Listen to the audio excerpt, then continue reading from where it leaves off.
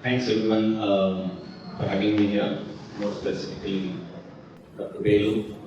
Though she's already put a caveat and she also said this is not an academic work, neither this is an academic meeting or a setup that we have, it's much more informal.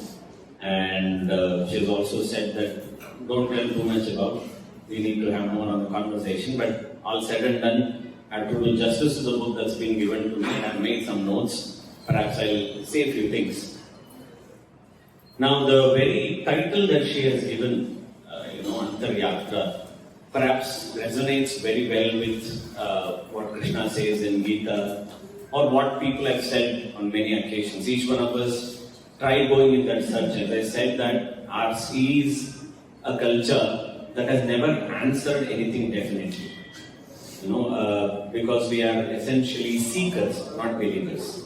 So in the path of seeking, there is no fixed answer to anything. They will tell. That's the reason Krishna also at the end of Gita says, I have given you the secrets of secrets. But now, to take or not to take is your choice. He doesn't insist that it has to be done. That's precisely why we say, Ekam sat vipraha bahudha vadanti. There's only one truth, but told in many ways as the people have understood by themselves. And at the same time, when something culminates to a work like this, what it also says is that Krishna says in Gita, Sarva karma kilam partha jnanam sri samapyate. He says that at the end, all the karmas will culminate into when you attain that jnana. Now, jnana has multiple facets. When I say when you have jnana or when you attain jnana is what is said. Now, jnana is realization of the karmas that you have done in the past. Means till wherever you have arrived, what karmas you have done in the past. That's one way of looking at it.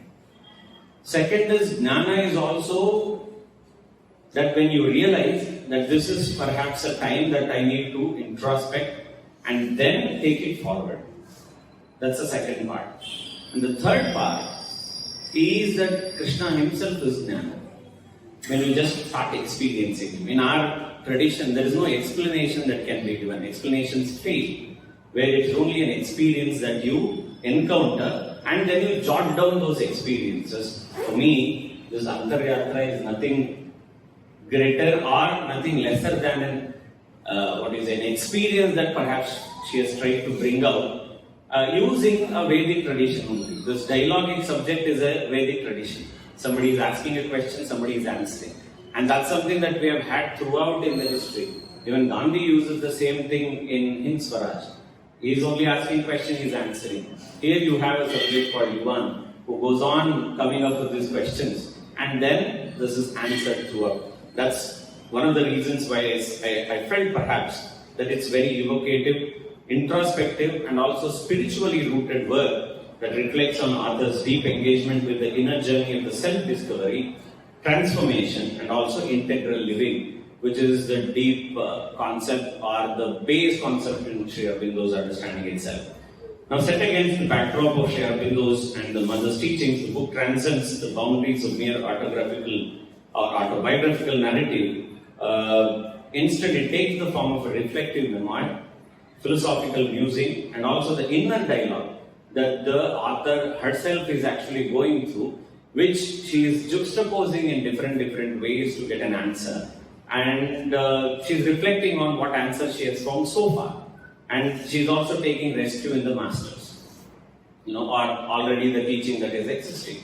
Whether it is Arthashastra, whether it is any of the works, one of the beauty of Indian knowledge system is that they acknowledge the work of the past. If you start reading Arthashastra of Kautilya, he says, there have existed 24 Arthashastras before me. I have added something from my side and this is only a continuation of what has been done. Nowhere none of these people ever claim this is the first and this will be the last. There is no such thing in the Sanatana tradition itself. So she reflects on the works of the masters and then she embarks on this very journey called Antaryatra. And if you look in, having known her, the type of a scholar, educator and a practitioner of the integral education, she brings in years of spiritual sadhana, academic exploration as well as some sort of personal introspection. That's what I could derive from this particular work, the way it engages. though as I say, an academic work generally consists of jargons and it's comparatively a bit difficult to comprehend on many occasions. But this work easily takes you. This is like the Bhagavata story. If you read Bhagavata, if you read Gita, there are two different systems. Gita is very tough. Gita has interpretation. Gita has so many things. But for a common being, perhaps Bhagavata is much, much easier. It runs in the form of a story. It runs into smaller chapters. It runs into a few connotations of what an individual has gone through. There where I find this as a sort of, let's say, a luminous offering that blends spiritual introspection and national identity and also philosophical inquiry in a narrative that's designed to inspire India's youth and rekindle them in a deeper understanding of the civilizational roots. I keep saying that there are only two civilizational states, one is India and China, who have retained their character as they are. Otherwise, most of the civilizations have gone. They have changed their strategic culture, they have changed their entire landscape to whatever that they have become today. That's a different story altogether. But at the same time, what I find much more interesting is the type of reflection that it finds in the spiritual path. It's not linear, but cyclical, spiraling inward. That maybe is also indicative of the depiction that we have in the cover page itself. Now, the book does not follow a strict chronological narrative, but rather unfolds in layers. Each chapter reads like a meditation, offering glimpses into various stages of the author's inner development. In fact, the book also feels less like a traditional memoir, more like a spiritual sadhaka's journal, one that blends experience with insight, emotion with wisdom, and action with contemplation. Now, a significant strength of the book also lays in its rootedness in the spiritual philosophy of Sri Aurobindo and the mother. Dr. Mehra never imposes these teachings on the reader, rather she allows her own life to be a living testimony to the transformative power of their vision. Now, passages inspired by Sri Aurobindo's writings or the mother's letter do not appear as quotations or ornamentation, but as organic extension of the author's thoughts. In doing so, she succeeds in embodying the integral yoga rather than merely theorizing about it. This embodiment is also evident in the way the author speaks about her evolution as a teacher, writer, and a community member. The challenges she faces are not avoided, instead they are embraced as opportunities for growth. Now, whether it is her departure from academia, her inner resistance to social expectations, or her search for deeper meaning in work and relationship, each situation becomes a crucible for inner purification and also strength building. Her insights into education, especially from the perspective of the integral education, add another layer to richness of this particular book itself. Now, the language is not flashy or rhetorical, but suffused with sincerity. Now, this matches the book's subject matter. The journey within cannot be narrated with flamboyance, for sure. It demands an economy of words, purity of expressions, and also a rhythm of silence between the thoughts. So Antaryatra achieves all these things as a rare literary and a spiritual balance. The book also serves as a subtle commentary on modernity's excesses in the age marked by constant outward engagement, rapid technological change, and an increasing detachment from inner life. Dr. Mehra's work reminds us of the importance of silence, solitude, as well as surrender. Now, without even sounding preachy, she draws attention to the inner void that many feel despite outer achievements and offers an inner journey as the only authentic way to fill it. At one level, Antaryatra is a travelogue where Yuvan embarks on a journey across the cultural and spiritual landscape of India, from the ghats of Varanasi to the temples of Somnath, from Haridwar to Pondicherry. However, the deeper resonance of the book lies not in the physical movement across sacred geographies, but in the transformative inner journey Yuvan undergoes, a journey that mirrors the soul-searching essential to the revival of the true identity. Now, at the heart of the book is a deeply felt engagement with the thought of Sri Aurobindo, drawing primarily from Sri Aurobindo's writings, especially India's rebirth. The narrative brings to life key philosophical as well as political insights of one of India's greatest modern sages. The voice of Yuvan becomes the voice of the seeker. That's some reason I mentioned that we are a land of seekers, but not of believers. Restless yet receptive, modern yet rooted, navigating the complexity of the inherited knowledge system, contemporary dilemmas, and the longing for spiritual meaning without feeling the burden of inheritance.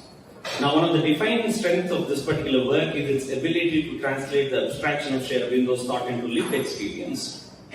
The book also introduces readers, particularly young readers, to the idea of Sanatana Dharma, the Shakti or the Bharat Shakti of the nation, the meaning of true education, patriotism as spiritual duty, and nationalism as not chauvinism but a service to the divine embedded in the nation's soul. Now, these are not presented through lectures but emerge organically as Yuan reflects on Sri Aurobindo's words, engages in conversations, and also contemplates his experience.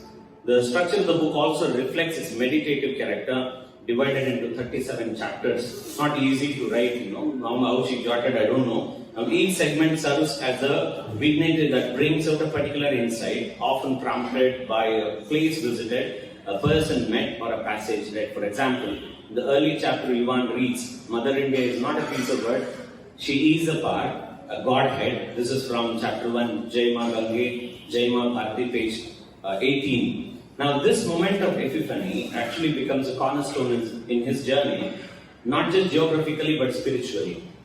He begins to grasp that India is not merely a nation state but a living consciousness, a force of Dharma in the evolution of humanity. Throughout the book, actually, Dr. Mehra skillfully juxtaposes Sri Aurobindo's profound assertions with Yuan's inner questions. Now, this method is essentially pedagogically effective, especially for a younger audience unfamiliar with metaphysical discourse itself. Of simplifying the complexity, she facilitates an experiential encounter with it.